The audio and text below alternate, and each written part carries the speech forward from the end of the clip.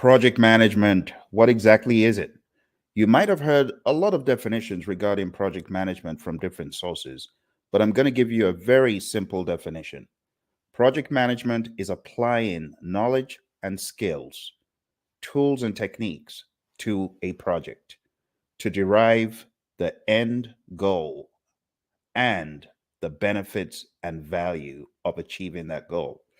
Very simple example would be you're developing software. The software gets developed and then it gets put into production. The project is not just to deliver the software, the project is to realize the value and the benefits of that software application.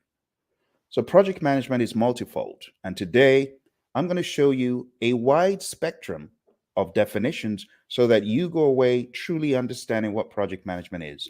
I call this smart project management. In order to be successful in our projects, we need to be smart in our project management. Specific, measurable, achievable, realistic, and time bound project management. Let's jump straight into our discussion today. Project management is many things to different people. And there's a misnomer that project management is new. Project management is not new.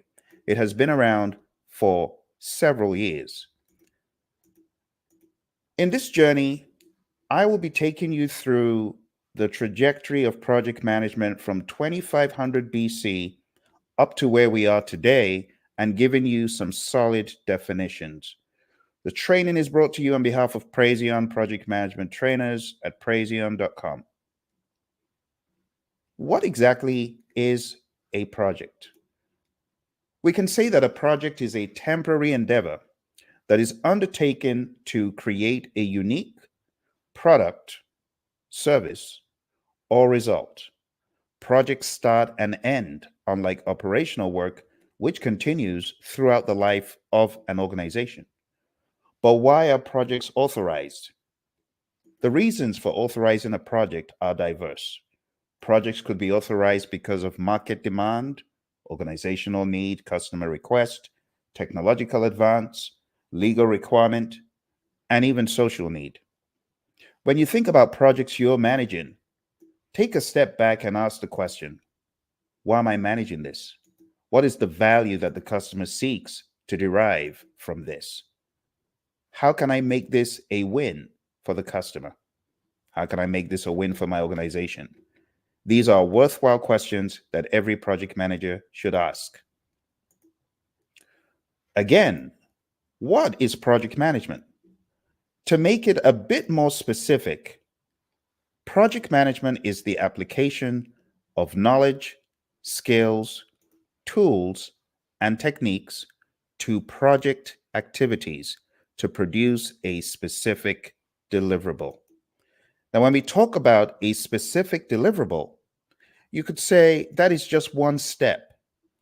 To make it a win, to make the project a success, we need to actively pursue the benefits that the project is meant to bring. Let me give you an example. Think about a cake baking project, a project to bake a cake. The project needs the application of knowledge and skills, tools and techniques. Knowledge, what you know. Think about it. There are different pieces of knowledge that you can apply to any endeavor to make it a success. Time management is definitely one.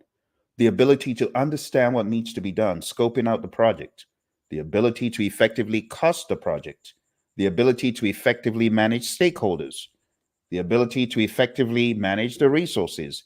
These are all skills that you can apply to a project.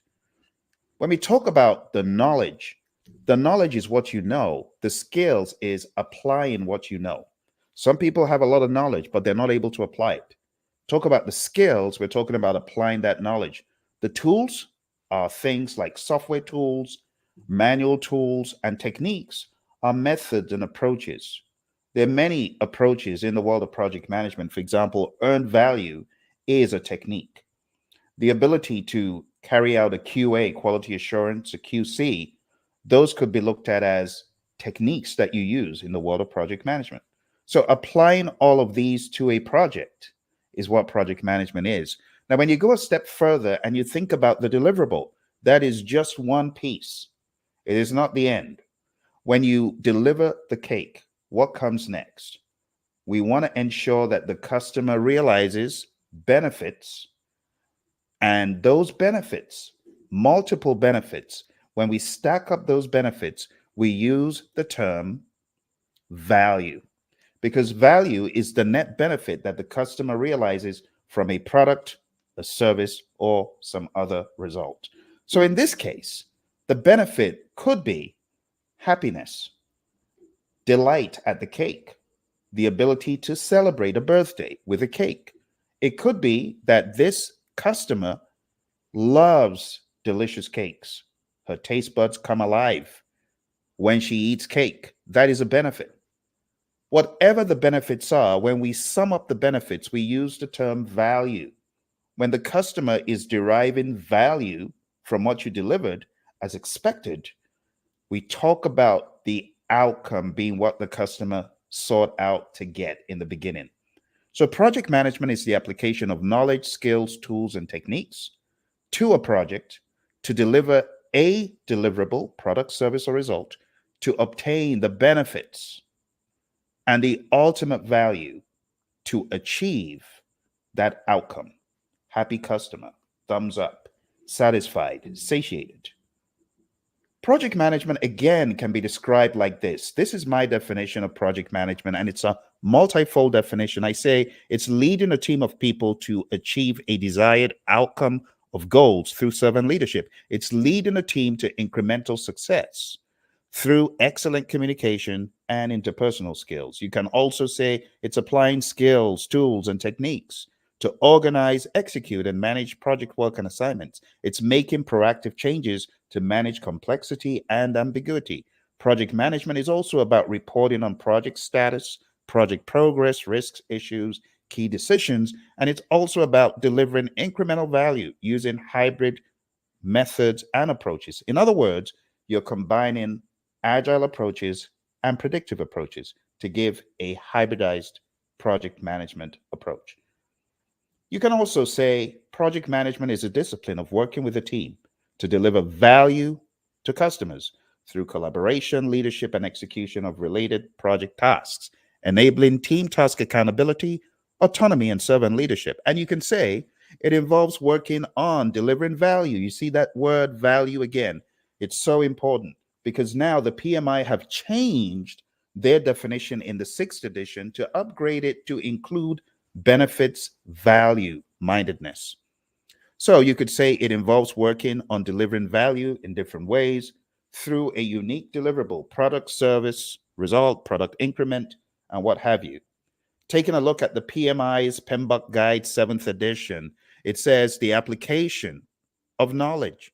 Project management is the application of knowledge, skills, tools, and techniques to project activities to meet project requirements.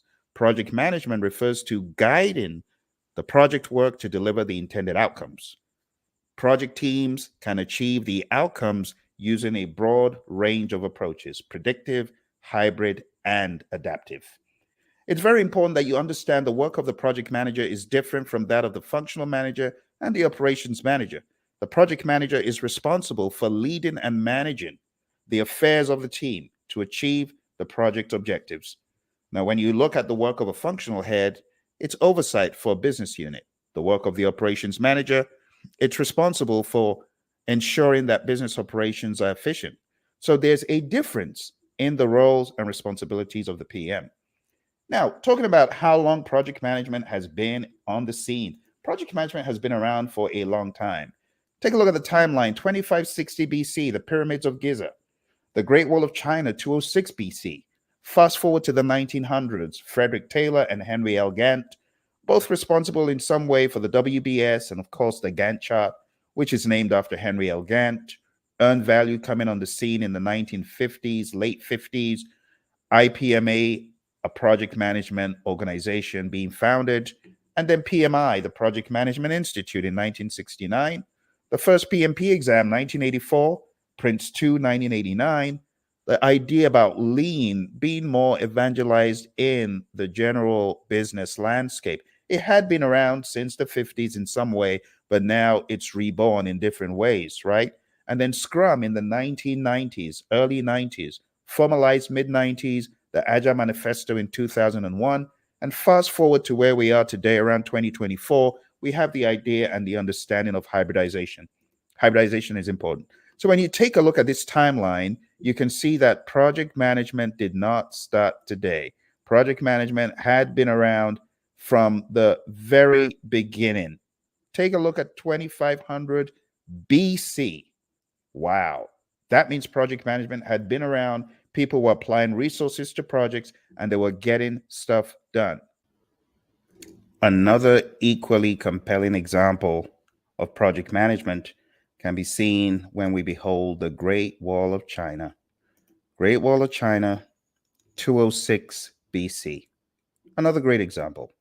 And when you take a look at all of these awesome builds from the distant past, the Hanging Gardens of Babylon, the Temple of Artemis at Ephesus, the Statue of Zeus, and so on and so forth, what you can realize from these awesome works of art and engineering is that they all had project management elements in common: managing resources, maintaining a schedule, and coordinating different groups. Project management has not changed from that. Resources, schedules, budgets, working with people, coordinating people, getting people organized. The Great Wall of China wouldn't have been built without people working together as a united front. So, project management is many things, many ingredients, but I'm going to help distill it for you today so that when you think about project management, you will have a compass to guide you to the true north of project management. But there's one thing I want to let you in on regarding project management. Project management is not great because of software tools. It is made great because of the great minds and the attitudes behind the tools. And that means it's not about the Jiras of this world or the DevOps people using Azure DevOps, right? It's not about using the tool. It's not about using Microsoft Project or Smartsheets or the Monday.coms or the P6s of this world. Those are all good, but that is not what makes project management great. It's the ability to work together. Take a look at these awesome works of art and engineering. They didn't have Microsoft Project back then. They didn't have Jira or Confluence or version 1 or Rally. But what they had was grit, determination, and a method to their own reality of the project. It's not about tools, my friends. These builds are examples. Now, while project management did evolve with Henry L. Gantt's contribution of the Gantt chart, the milestone chart, and the progression, as I showed you, from way back to now, it's important to realize what makes project management great. Enter the Project Management Institute in 1969. These five awesome people started the idea off on a napkin in Pennsylvania, but it has developed in leaps and bounds, and the PMI has been instrumental in giving us standards like the PMBOK Guide. And the PMBOK Guide is the framework that I'm going to talk about today. The PMBOK Guide and the PMI normally come up in topics such as the PMP exam, an exam for project managers, which is from the PMI.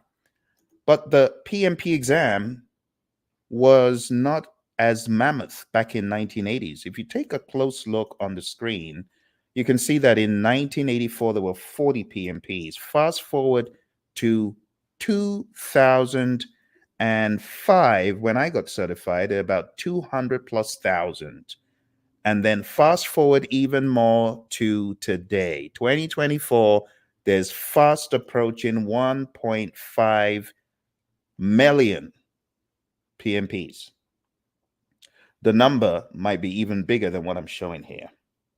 But this is a signal that project management has evolved. You see, way back, the PMI made a prediction in 1993. They said project management will become recognized as an individual discipline.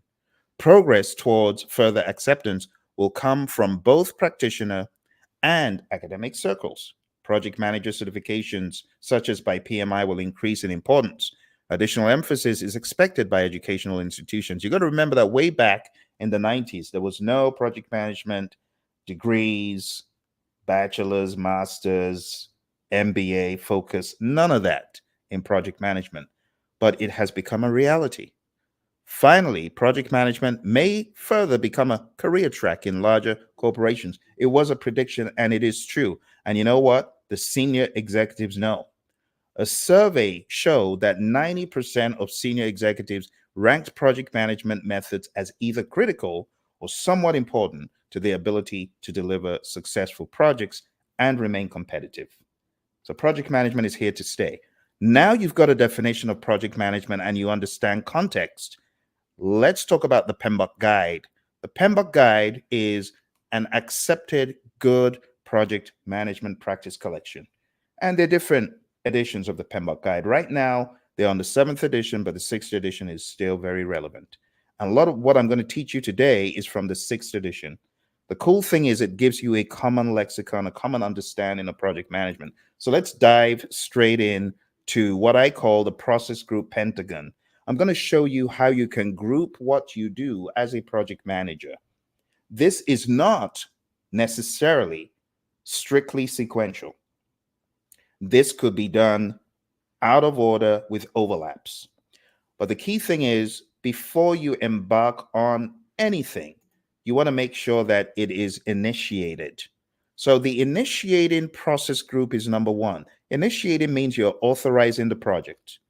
And process groups, such as initiating, are just groups of things we do to move the project along sensibly in a cohesive whole, intentionally and deliberately.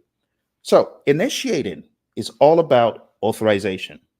It's all about understanding the stakeholders who are involved in the project. Number two is planning. In the planning process group, you plan scope and schedule and costs, quality and resources, communications, risk, procurement, stakeholder. You're planning everything that you need to succeed. It's very straightforward. You know the saying, if you fail to plan, what happens? You're planning to fail. So here we got a plan. And we got to plan with intentionality. On some projects, planning is going to be very iterative. You're going to have changes to your plans, and that's okay. But that's the planning process group. The next process group is the executing process group. And the executing process group is where you take your plan and you put it into action, and the team executes on that work. The team is working the plan. And they're working the plan. And guess what? As you're working the plan, the next process group kicks in, because this is where you are monitoring and controlling the work. You're monitoring how things are proceeding. But if you need to take action to bring something back into alignment, corrective action, you do that. You're also proactive in looking ahead and saying, oh, we need to prevent this. So you can make a preemptive strike to prevent things going awry. Call it preventive action. And you might be involved in catching defects, which means there has to be defect repair going back to execute it. So monitoring and controlling and executing, their best buddies, lots of feedback loops, and also feedback loops back to planning, where you may need to replan, you may need to re-baseline. And when you re-baseline, it means that you've made an adjustment that was approved by management or a change board to schedule, cost, scope, or something else. Last but not least, we have the closing process group. And the closing process group is where you're closing out either a phase in a project or the project as a whole. And when you close a phase, you transition into the next phase, but there's a phase end review, a phase gate. We also call it a kill point. And a kill point is called a kill point because that's where you may kill the project. In fact, there's a board of individuals in project management called the murder board, and they're meant to catch what is ugly, those ugly projects that could end up killing the firm. You want to catch those projects and kill them before they kill you, the company. So we call that the murder board. And this happens as we move from phase to phase. So when you take a look at these 5 process groups, don't just think the entire project. No, you could apply this to a phase. You could initiate the phase, plan the phase, execute the phase, monitor and control the phase, and close it. And you move to the next phase and you do the same thing. You could also look at this more holistically at the project level. You initiate the project, you plan the project, but you can begin planning the project as you're finishing the initiating, or you could still be identifying your stakeholders, and there's no harm in beginning planning. Watch this. When you send out a proposal to a client, technically you have already started planning because you're looking at costs and schedule and parameters. So in the planning process group, you actually sometimes have a head start. You're not starting afresh. When you get into detailed planning, you might already have some mid-level or high-level planning that you've done. But these 5 process groups, they help define what happens in project management. And if you can think about it in this macro level, then the next set of information will make even more sense. So now that you've got a fairly good idea of the 5 process groups, let's put a little bit of meat on the bone by looking at what I call the 10 areas of project management concern, also known as knowledge areas. These areas are concerning to us because, as project managers, we need to ensure these are smooth, efficient, and happening with intentionality. So, in our definition of project management, we're good, but we can add more meat on the bone regarding the knowledge and the skills. We call these knowledge areas. And the very first knowledge area, as you can see, is integration.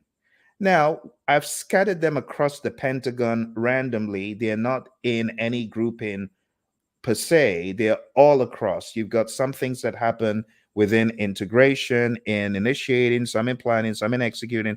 So the position doesn't really mean anything. It's really just to make it a holistic image. Now, let's break this down a little bit further. The integration area of knowledge is one that focuses on moving the project along in a cohesive whole by effectively coordinating, unifying, and combining. Unifying meaning we're unifying the different parts of project management. We're ensuring that what happens in scope reflects in schedule, reflects in cost, reflects in resources, and you're moving the project along in a cohesive whole. That's what integration is like. Think about a juggler. I liken integration to someone who is juggling a set of clubs or objects. And the success of an integrator is how you're able to keep all those items in the air, moving them along in one cohesive whole, coordinating, combining, and unifying all the project parts. This is what integration is about. There's specific things you do in integration. Let's take a look at them real quick. Number one, you develop a project charter that authorizes the project.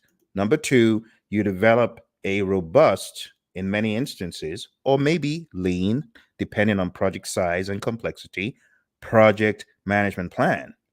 The project management plan guides the project and it helps you when you're directing and managing the project work. You also are involved in managing project knowledge, which is gathering lessons learned, not at the end of the project alone, but all through and sharing them with team members. You're also involved in monitoring and controlling the project at an integrative level to create work performance reports that give stakeholders an idea of what is happening on the project. And then you're also involved in performing integrated change control, managing change, and lastly, you're involved in closing out the project or closing out a phase in the project, as I said previously. And that is the integration management area of knowledge. Make it simple by distilling it down to the core things you do, as I have gone over this with you. Let's talk about the second area of knowledge. Area number two is scope. When I think of scope management, I am thinking of a telescope analogy. In other words, I'm seeing someone looking through a telescope. Why are they looking through a telescope? They're looking through a telescope because they want the project to become clearer. And this is where you are defining the product features, you're defining the project work, you're understanding clearer what the project is about. And therefore, you got to look through that telescope. There are six things you do here. Number one, you plan how are we going to manage scope. This project looks a little bit big. How are we going to get our arms around it? Which documents are we going to create? What kind of meetings are we going to have? How are we going to collect requirements from the customer? These are all valid questions. Number two, you collect the requirements. The requirements collection could be through focus groups, facilitated workshops, questionnaires, and surveys. You can even use prototypes. There are many tools you can use to glean the requirements, but there's also a term called requirements elicitation. You got to elicit the requirements. Number three, you got to define scope. You got to put some boundaries around the project to understand the inclusions and the exclusions. What is not on the project? Number four, you got to create a work breakdown structure. A work breakdown structure is very specific and peculiar to us in project management. It's a hierarchical depiction of the project. And in order to understand what a WBS looks like, it takes seeing a WBS. So let me take you into the world of work breakdown structures. The work breakdown structure was created back in the late 50s by NASA and the DoD in early 60s. And it shows the various elements of a project, how they integrate. It's not the tiny minutia, but it's at a level that is high enough and at the same time low enough to see the deliverable oriented pieces of the project. When we seek to develop a work breakdown structure, we're breaking down the project in a deliverable oriented way. It shows how the necessary work is distributed. As you can see in this example, this is writing a book, Project Management and Introduction.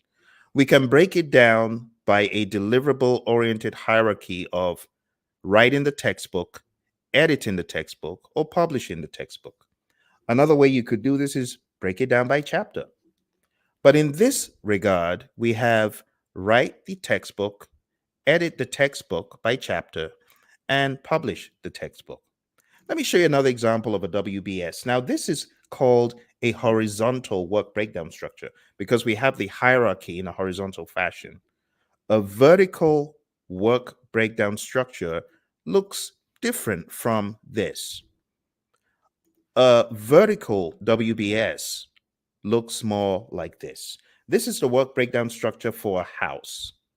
Take a look at level one, right there at the top. It's like a family tree. We've got the house building project, and this is from the Department of Energy. Really great example. Then we have the deliverable oriented breakdowns, concrete, framing, plumbing, electrical, interior, so on and so forth.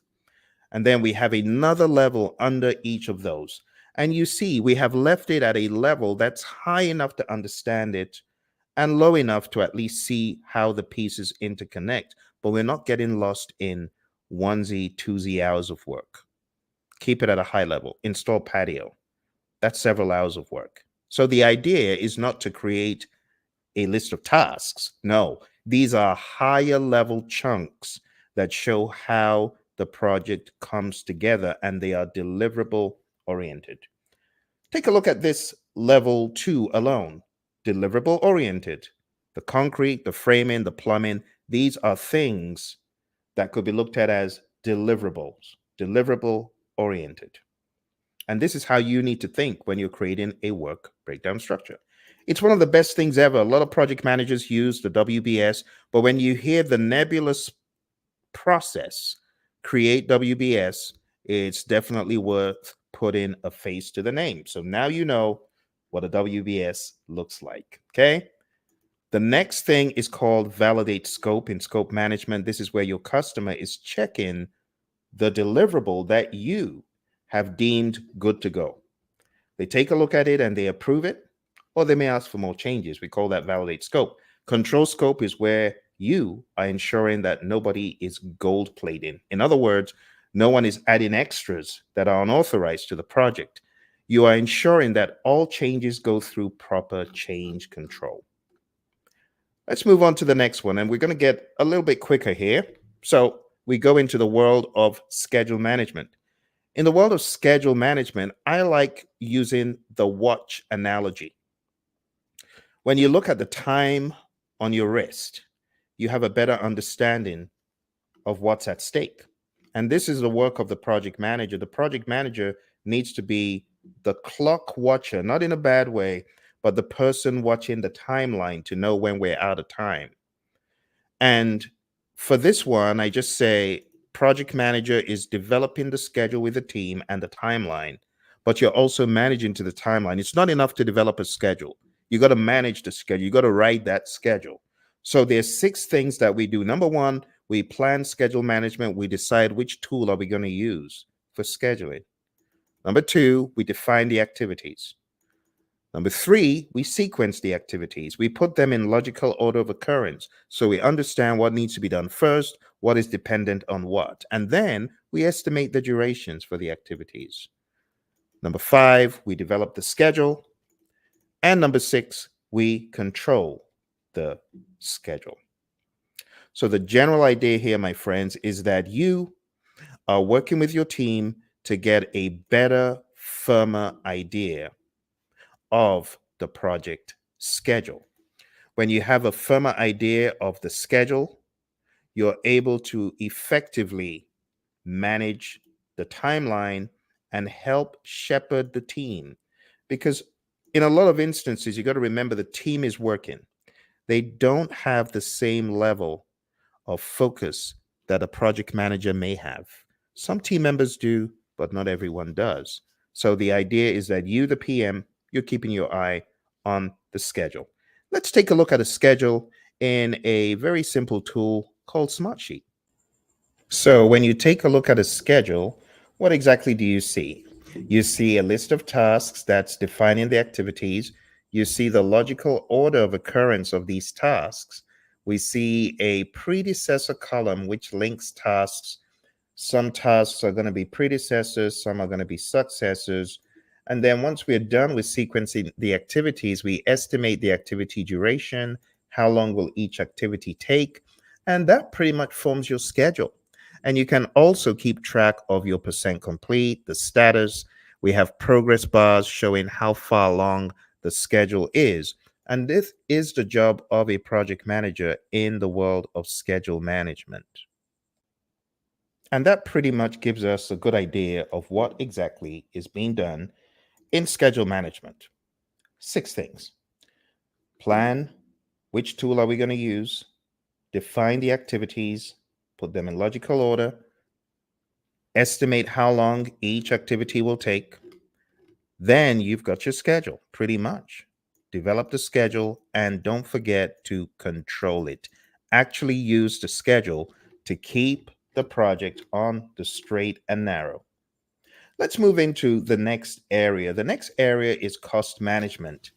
Cost management is all about estimating the cost, determining the budget, and ensuring that you do not exceed the budget, ensuring that the budget is effectively controlled.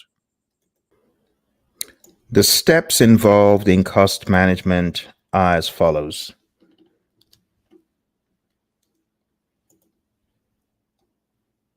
Number 1, you plan how to effectively manage cost. Number 2, you estimate cost. When we say estimate cost, we're talking about the individual activities or the bigger chunks of work in the WBS.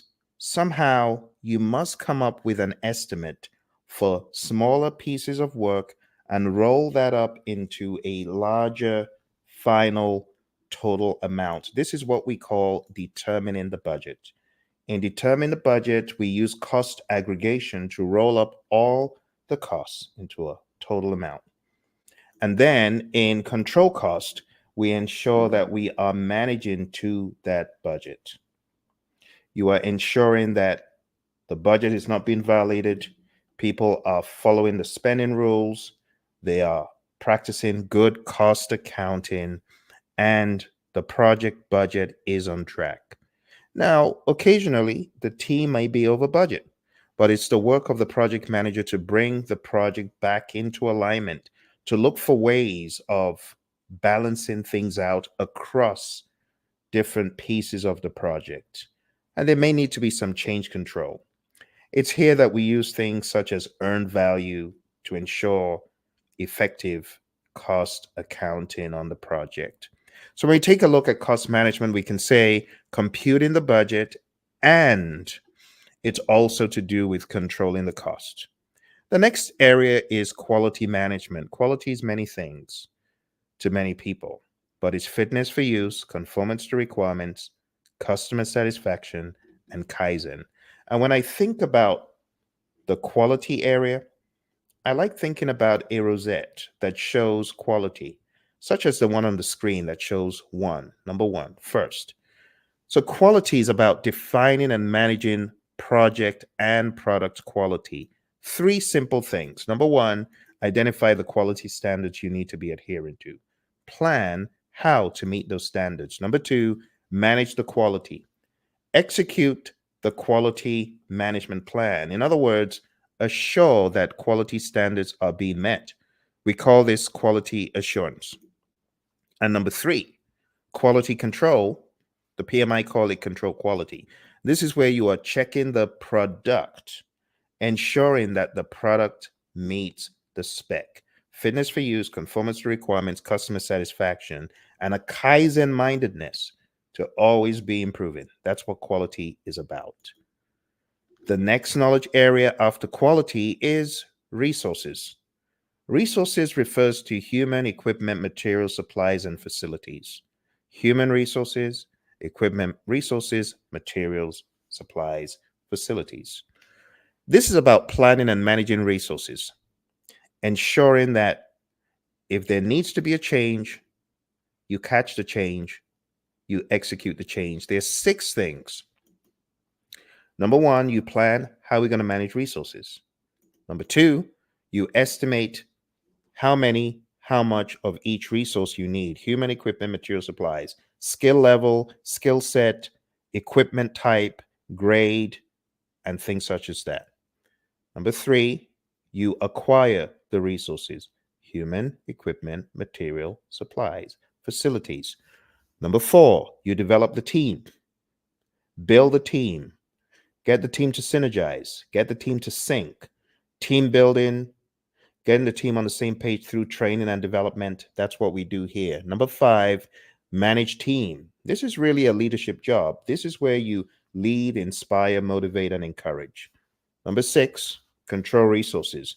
This is where you ensure that the physical resources are on track, ensuring that you got the resources you asked for or that were promised or that a business unit leader told you they would send to you, and you ensure that the resources are being used. This is not about human resources in control resources. This is solely about the physical resources, the materials, the supplies, the equipment, and so on. And that's resource management in a nutshell. The next area is what the project manager spends 70 to 90% of the time doing. Can you guess what that is? It's communications. In the communications area, the project manager needs to do 3 things.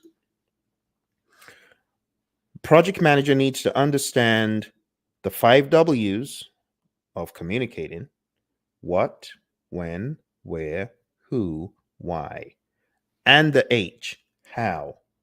This is where you are planning what to communicate and you are distributing the information and monitoring the communication effectiveness. So 3 simple things. Number 1, you plan communications management. You develop a communications management plan. What are we going to communicate? When are we going to communicate it? Why are we going to communicate it? Who's going to communicate it? Where is this communication taking place? Is it in a meeting? Is it going to be on a hard drive? Is it going to be on a Zoom? And when you've got a plan for communications, then you communicate. We call that managed communications. You distribute information in reports and you are communicating. Third thing, and the final one here, is monitor communications. We don't use the word control. It's a bit aggressive when we're talking about humans. You don't control their communication, but you monitor how the communications are going and you steer the communications in the right direction. We call that monitor communications. And these are things a project manager should be thinking about and doing. Now, technically speaking, the next area of knowledge is risk, but I'm not going to hit risk just yet because there's a point I want to make about it. So instead, we're going to talk about a different area of knowledge before we get to risk, and it's procurement. What exactly is procurement management? Procurement management has to do with buying something from outside of the project. So we say that procurement management is about planning and managing contracts and agreements. What do you need to purchase from outside the project? It could be services, it could be a sub deliverable. But there are three things again that you do. Number one, you plan, what do we need to buy? Can we make it ourselves or do we really need to buy it from outside? If you determine that you need to buy it, in other words, you carry out a make or buy decision and the decision is to buy, then you move into collating all the information, putting together an RFP, request for proposal, sending it out to a group of selected sellers, maybe pre approved sellers, and then in the next process, conduct procurement. This is where you actually send out the RFPs and the RFQs, request for quotation. You get the responses. You go through a source selection criteria. You decide who you're going to give the contract to. You sign the agreement, and then you move into managing the contract, which is done in control procurement. You ensure that you are getting what you paid for. And honestly, that's procurement in a nutshell. It's very straightforward. The complexities of procurements are in the contract types and in the pragmatism of keeping the vendor on the same page as you. The next area of knowledge is stakeholder management. And stakeholder management is all about people who can impact the project. We call them stakeholders, or people who the project could affect. So, stakeholder management is about identifying stakeholders while planning, managing, and monitoring their engagement. Let's take a look at the four things that we do in the stakeholder area. Number one, you got to identify them, identify your stakeholders. I often use the low hanging fruit approach where you've got five stakeholders. Ask those five who else should be in this meeting, who else is going to be affected by this project. Then you move into planning how to engage the stakeholders you've identified. So use the existing stakeholders to identify more and then plan how to engage them all. When you have a solid plan for engagement, you carry out the plan by managing stakeholder engagement. This is where you are proactively communicating with the stakeholders, understanding what makes them tick, what keeps them engaged, what keeps them coming back, what keeps them giving you feedback, what keeps that repetition, that flame of the project alive in the mind of the stakeholder. This is where you, with your expertise, make it happen.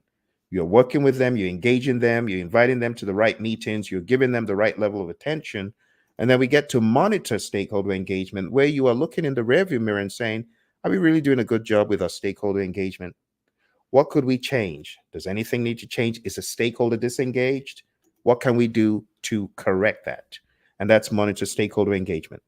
Now, going back to our pentagon here, we've gone through integration, scope, schedule, cost, quality, resources, communications, procurement, and stakeholder. And the only one left is an area that I call the 8 ball. This is where everything revolves around one concept. You don't want to fail. There's a possibility your project will fail. there's also a possibility it will succeed. You need to manage those variables. And that's why it's the bullseye in the middle that you want to hit. It's that eight ball. It's that variable that if this doesn't work out, everything goes down the tubes. It's the concept of risk. Risk touches everything. It touches how well you integrate. It touches scope. You have scope risk, schedule risk, cost risk, resource risk, stakeholder risk, procurement risk. You have risks from every surrounding area. And that's why risk needs to be looked at differently. My buddy, the risk doctor, would often say project management is really risk management. It's all about the risk. And it's true. Why do you develop a schedule? To ensure that the schedule risk doesn't happen. Why do you go into a WBS? To ensure that the scope risks don't happen. So when we think about risk, we have to see it from a different angle. And that's why I've given it the prime position of being in the middle. When I think about risk, I think about dice. That's the visual I have. It's a game of chance. When we talk about risk, a risk is a risk event that could affect the project positively or negatively. So a risk is an uncertain event, to take away the risk and not have to say it twice. A risk is an uncertain event that if it happens, it could impact the project positively or negatively. So we say managing uncertainty that could impact the project positively or negatively. Now, a picture is worth 1,000 words, as you will agree. So let me give you a visual that will help convey the importance of risk and how you should tackle it mentally. Think about this analogy. You are a homeowner. You have mice running around. That's a problem. What are you going to do about it? Well, you're going to set a trap. There's a positive outcome and a negative outcome from this picture. If the mouse gets the cheese, is that positive or is that negative? You could look at it as being positive for the mouse, but it's negative for you, the homeowner. What about if the trap catches the mouse? It's curtains for the mouse. That would be sad for it. That would be a threat. But for you, it's an opportunity to catch the mouse that has been making life miserable for you. So, what is the positive uncertainty? It depends on who's looking. What is a negative uncertainty? It depends on who's looking. And that's why we have positive risks or threats, negative risks, I beg your pardon, or threats, positive risks or opportunities, negative risks or threats, positive risks or opportunities. So the mouse is wearing a helmet, probably trying to reduce the impact of the trap if it did go off. But will the mouse get the cheese? It got the cheese. Positive for the mouse, negative for you. So when you take a look at a risk, see a risk as an uncertain event that could impact the project positively or negatively. As a good project manager, you should document the risks. You should understand if they are high probability, low probability. You actually could compute a risk score for every risk identified, and you can prioritize which risks to go after. Then you create a response strategy. For the negative risks, we have 5 strategies. We have mitigate, avoid, transfer, accept, or escalate. Mitigate is reducing the probability of the impact. Avoiding is eliminating the probability of occurrence. Transfer is transferring it to a third party, like insurance or performance bonds. Accepting is doing nothing. And escalating is escalating it to a higher power, a higher authority. For positive risk, we also have strategies. We can enhance, exploit, share, accept, or escalate. Enhance means increasing the probability of the risk or the impact of the risk. Exploit is doing everything possible to eliminate the uncertainty. In other words, you're making it 100% certain that this risk, positive risk, will happen. You're putting your best people on the project. You're putting your best resources forward. You're doing everything possible to harvest that positive outcome. It's very aggressive. Share is sharing the opportunity with a third party, a sister company, or other entity. Accepting a positive risk is doing nothing. If it happens, it happens, but we're not going after it actively. Escalate refers to a risk being elevated to a higher authority, either because it's outside of the realms of your project or it's outside the bounds of your authority. So we have a mnemonic for the negative risks or threats. It's A team. Remember Mr. T and the A team. So A for avoid, T for transfer, E for escalate, A for accept, M for mitigate, A team. This helps you recall the strategies for negative risks or threats. For positive risks or opportunities, we have a mnemonic EASY, EASEE. It's a play on words, but for opportunities, it's easy. Get it? Escalate, accept, share, exploit, enhance. So there's a method to the apparent madness of risk management. And at the end of the day, we're going to have a risk response. We're going to have a strategy. Are we going to mitigate? Are we going to accept? What are we going to do about the risk? Many organizations don't think about cataloging opportunities, but I often encourage my clients to do that. Start training your project managers on realizing opportunities and actively pursuing opportunities because you just never know. There might be a diamond in the rough in that opportunity. It might look like very basic, but you got to think differently about opportunities and you got to be aggressive about opportunities. So, my friends, 7 things we do in risk. Let's catalog them one by one. Number 1, plan risk management. Number 2, identify risk. Plan risk management means the how. Identify risk means we're identifying what could go wrong. You're also having a mentality of 3 things. I call it the CRE model, cause, risk, effect. It's not enough to identify the risk. You got to identify the cause of that risk. What could cause that to happen? And then identify the risk. And then identify the effect, the impact. Why do I identify root causes of risks? Because if we can identify multiple risks and attach them to one root cause, we just go after the cause. You kill the cause, and the risks generally will go away. So you got to do a good job in identifying risks with the cause, risk, and effect model. And that's in identify risks.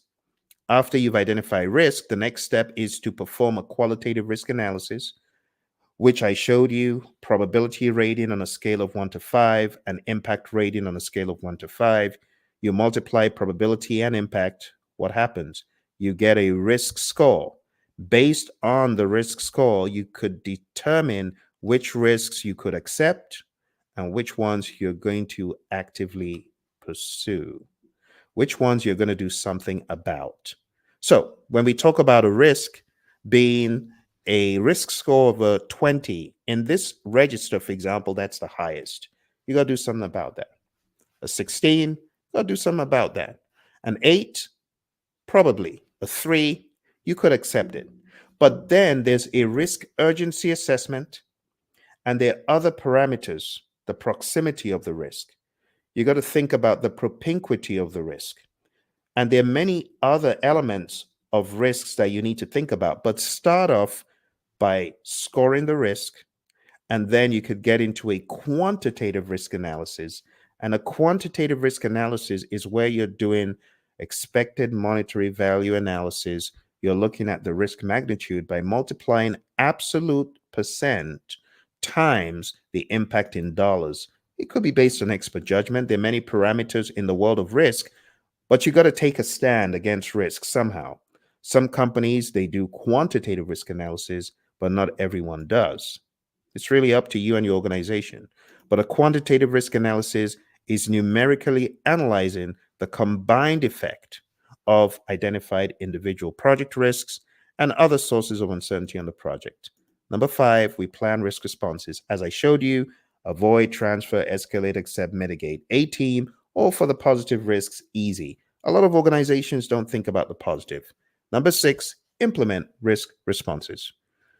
It's the process of implementing the agreed upon risk response plans. And number seven, you monitor risk. We don't use the word control, that would be a bit presumptuous. We cannot bend reality, but we can keep an eye on what is happening and we can steer the project in the right direction. So when we talk about monitor risk, we're identifying, analyzing, and planning for new risks, tracking identified risks, reanalyzing existing risks, asking, has anything changed, monitoring risk conditions, and variance and trend analysis, trying to understand the ebb and flow of the project. At the end of the day, you're going to have a risk register. It could look more complicated than this, it could have more fields. You could track the risk owner and the risk action owner. But the summary is whatever you're working on, make sure that the level of risk management is equal to the level of visibility and importance of the project. And there you have it, my friends, a holistic view of project management. But wait, there is actually a little bit more. Now you've got a very good idea of project management. You know the knowledge areas, you know the process groups. But there's one more variable. And that variable is understanding that everything here rests on solid principle. That's right. It's not enough to have our knowledge areas and our process groups. It must rest on solid ideologies and philosophies. And this is where I introduce you to the 12 principles of project management from the PMI in PMBOK Guide 7th edition. When you add that to the mix, you have a layer of support that gives the project manager the right mindset. And this is the base that will make project management complete. I am going to walk you through the 12 principles: stewardship, collaboration, engagement, value, systems, leadership, tailoring, quality, navigating, risk, resiliency, and change. Let's take a look at these one by one. Number one, stewardship. Be a diligent, respectful, and caring steward with the resources that have been entrusted to you. Number two, collaboration. Create a collaborative project team environment. Number three, effectively engage with stakeholders. That's the stakeholder principle. Number four, focus on value. Number five, be a systems thinker. Recognize, evaluate, and respond to systems interaction. Number six, leadership. Everything rises and falls on leadership. Leadership is all about influence. Demonstrate leadership behaviors: great communication, a great listener, a servant leader, a situational leader, being there for your people, casting vision, interpreting what someone said because your team members didn't get it, being there for the team, uplifting the team, motivating the team, coaching the team, encouraging the team. Those are the leadership behaviors. Number seven, tailor. Tailor based on context. You got to tailor the processes to the project. Don't go to a pea shooter fight with a machine gun. Don't use the 49 processes on every single project the same way. No, you got to tailor. Number eight, quality. Build quality into processes and deliverables. Number nine, navigate complexity. How do you do that? You break things down into smaller pieces. You make them iterative. You make them incremental. You repeat until correct. You deliver in increments. We call that being agile. Number 10, risk. Optimize risk responses. Number 11, adaptability. Embrace adaptability and resiliency. You got to be able to bounce back. I call it bounce back ability. That's resiliency. To keep coming back, to stay relevant. Great examples around us: Facebook. You would have thought they'd go away. They're still there.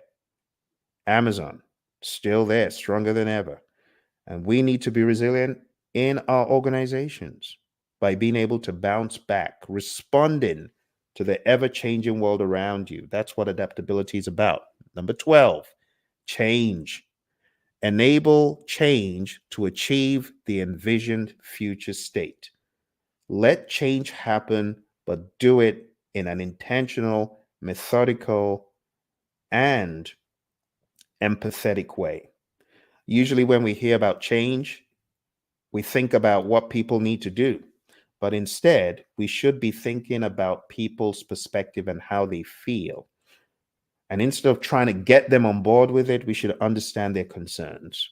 And that's what change management should rest on: empathy, understanding, compassion. Those, my friends, are the 12 principles of project management. And that brings our Learning 360. The last thing I want to dwell on for a second is how everything works together in this framework. We have projects, but we also have programs, a collection of two or more projects that are interrelated. We also have the idea about portfolios, a collection of projects and programs and operational work that are managed together to achieve strategic objectives. So when you think about it, portfolios are all about doing the right work, projects doing the work right. So portfolios are important. We don't want to work on white elephant projects, projects that have absolutely no use. We don't want to carry coal to Newcastle. We want to ensure that what we're working on is indeed relevant. And that's the job of the portfolio manager, to choose the right projects. So when you look at the grand scheme of it all, my friends, we as an organization should be effectively managing projects, programs, and portfolios. Operational work is included in the portfolio. Some operational work is included in programs, and they all need to be harmonized. There needs to be a system for value delivery. I liken it to an aquarium. In the aquarium, you got boulders, humongous pieces. In the aquarium, you also have rocks. The big rocks, they represent the interrelated projects. You also have standalone projects, little pebbles. But most importantly is the lifeblood of the organization: operations. Operations working together with programs, projects, and portfolios enable the sustenance of the firm. The fish, those are like the stakeholders and the entities that are being supported within this firm. Beyond that, we have outcomes. The outcomes, we have the plants, we have the environment, we have the great scenery that the fish are enjoying, benefits, and ultimately the idea of value. If you have any questions about this presentation, my friends, feel free to put them in the chat. Visit the website, praizion.com. Email is info@praizion.com if you have any questions. This is from a much wider course that spans across several days, and it's called Smart Project Management. I hope you've enjoyed it, found it informative. Don't forget to smash that like button and subscribe, because there'll be more videos to help you in your understanding of project management for the real world. If you're getting ready for the PMP exam, also visit praizion.com. Take a look at our options. Also go to tinyurl.com/elite PMP if you want to go for PMP training on my Udemy course. Thank you very much, my friends. I wish you all the best in your project management journey. Remember, project management, knowledge, skills, tools, and techniques applied to the project to achieve that overarching outcome. The deliverables are important, but the outcome, without it, your project has not succeeded. Okay? You might have questions about other aspects of project management or agile. Be sure to check out the channel, because I'm sure a lot of these questions can be answered through some of our videos. And every now and again, you'll see me come on live. So do like and subscribe so that you'll be notified when the next video is published or when I go live next. Thank you very much. And I look forward to talking to you soon. Bye for now.